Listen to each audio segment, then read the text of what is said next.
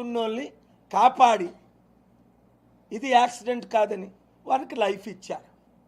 ఇది నేను హ్యూమనిటేరియన్గా ఒక శాంతి దూతగా హిందువులకు అన్యాయం జరుగుతుంది తిరుపతిలో అని ఫైల్ చేసి వాళ్ళకి న్యాయం చేయండి.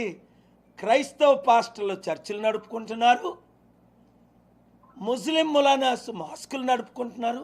ఈ 1000 కోట్లు ఆస్తున్న ఈ TV5 నాయుడిని ఎందుకు మీరు టీటీడీ చైర్మన్గా పెట్టారు? చంద్రబాబు నాయుడు గారు 1000 కోట్లు ఏమవుతున్నాయి? లక్షల కోట్లు ఆస్తి ఏమవుతుంది? తక్షణమే ఆయన్ని మీరు తీసేయండి టీటీడీ చైర్మన్గా. ఆపమంటున్నాడు లైవ్ ఒక ఆయన.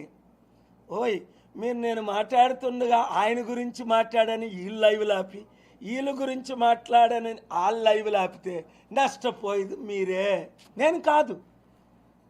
ప్రపంచం అంతా చూసారా, ఆయన ఇలా బట్టను నొక్కాడు వెంటనే లైవ్లు నడుస్తుంటే ఆపి. సత్యం మాట్లాడుతున్నా దమ్మున్నోడు చాలా ఛానళ్ళు ఉన్నాయి దమ్ము. ఈ మధ్యన కొత్త పుట్టుకొచ్చాయి. దేవుడు వారిని ఇంకా దీవించుగాక. వాళ్ళు ఇంకా ధైర్యంగా మాట్లాడుతున్నారు. ఈ మెయిన్ ఛానల్స్ వ్యూస్ పోతున్నాయి. ఎందుకు?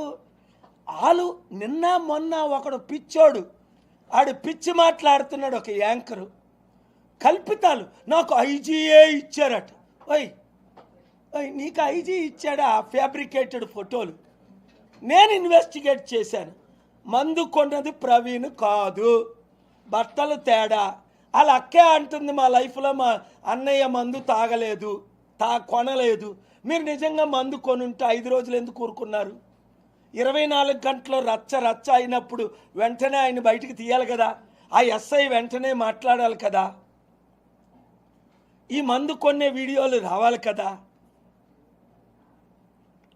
తెలుగు వాళ్ళకి మీరు పువ్వు పెడతారా? ఆంధ్రులు ప్రపంచంలో తెలివైన వాళ్ళు. దానికి ఉదాహరణ నేను. ఇక్కడ పుట్టి ప్రపంచాన్ని శాసించి అమెరికన్ ప్రెసిడెంట్లు నా ముందు నిలబెట్టుకొని నా మీటింగుల్లో కూర్చోబెట్టుకొని ఇక్కడ 16 మంది ముఖ్యమంత్రులు, 6 ప్రధానమంత్రులు, 155 మంది ప్రెసిడెంట్లు, మొన్న నవంబర్ 23 సమిట్ మీరు 198 మంది వరల్డ్ లీడర్స్ మీరు చూశారు. ఇక్కడ నాకు హిందువులకి గొడవ పెట్టాలని ప్రపంచంలో శాంతి దూతని. నాకు ఒక్క హిందూ శత్రువు లేరు.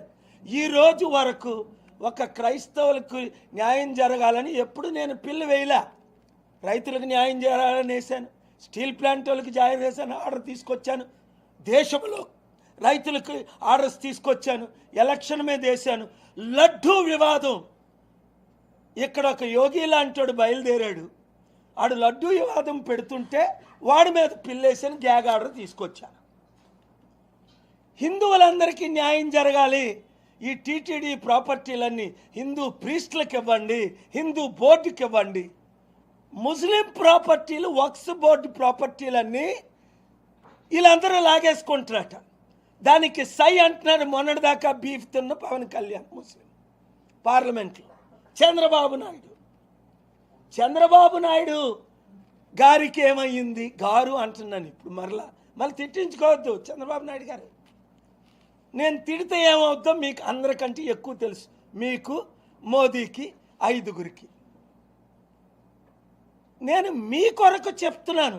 చరిత్ర హీరోగా ఉండిపోవాలంటే ప్రవీణ్ పగడాలకి ఇప్పుడు జరుగుతున్న ఇన్వెస్టిగేషన్ కరెక్ట్ కాదు అని మీకు తెలుసు, నాకు తెలుసు, అందరికీ తెలుసు.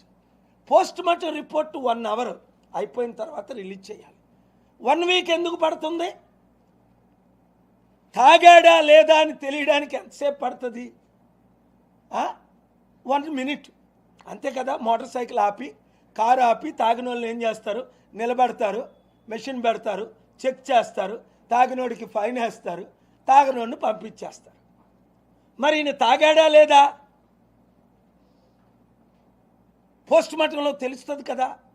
నేనే కదా పోస్ట్ మార్టం దగ్గర శాంతిగా పోలీసులకు మద్దతు ఇచ్చి అక్కడ బాడీని తీసుకెళ్లకుండా ఉంటే అందరితో చెడ్డాయి. పోస్ట్ మార్టం రిపోర్ట్ ఇస్తారు, డాక్టర్లు మీతో మాట్లాడతారని నన్ను మోసం చేసిన పోలీసులందరికీ మద్దతు ఇచ్చి బాడీని పంపించాను. నేను చూడండి మీ విజువల్స్ అన్ని, నేను దగ్గరుండి.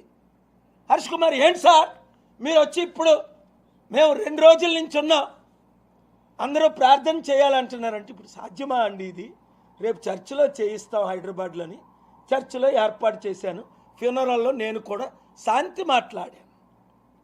అలాగని నోరిప్పి మాట్లాడితే, ప్రశ్నిస్తే మీ నోరు మూయించేస్తాం, రిపోర్టర్స్ని అరెస్ట్ చేసేస్తాం, పోస్ట్ చేసిన వాళ్ళు పనిష్ చేస్తాం.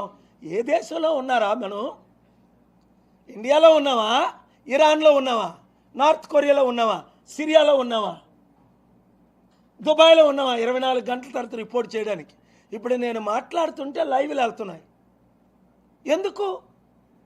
నేను ఏమైనా తప్పు మాట్లాడితే ఇదిగో కరెక్ట్గా ఆంధ్రప్రదేశ్ హైకోర్టులో ఈరోజు 72 గంటల తర్వాత చేస్తానని శనివారం వార్నింగ్ ఇచ్చాను కదా, పబ్లిక్ ఇంట్రెస్ట్ లిటిగేషన్ వేస్తానని వేసా. That is K A Paul. నా మాట దేవుని మాట, నేను మాట ఇస్తే నిలబెట్టుకుంటాను. మీరు పోస్ట్ మార్టం రిపోర్ట్ రిలీజ్ చేయండి అన్నాను, చేయలేదు. ఇన్వెస్టిగేషన్ కరెక్ట్గా చేయండి అన్నాను, చేయలేదు. అందరినీ నోరు మూయిస్తానంటారు. రెచ్చగొడితే నన్ను రెచ్చగొడతారా? 20 కోట్ల మంది క్రైస్తవులు బయటకు వచ్చేసారు. ఎప్పుడైనా ప్రతి గ్రామంలో ధర్నాలు చూసారా మీరు? ఎక్కడైనా కాకినాడ, రాజమండ్రి, విజయవాడ లక్షల మందిని ఎక్కడైనా చూసారా? ఎందుకు? మీరు చేస్తున్నది తప్పని జనాలకి తెలిసిపోయింది. అంతవరకు ఎందుకు? ఎవిడెన్స్లు ఏం పెట్టాను? కొన్నే పెట్టాను, మీరు చెప్పకూడదు. మీకు పూర్తిగా మీకు మళ్ళీ ఇవన్నీ రెక్టిఫై చేస్తారని అసలే పెట్టలేదు. ఇదిగో పవన్ కళ్యాణ్ ఫిబ్రవరి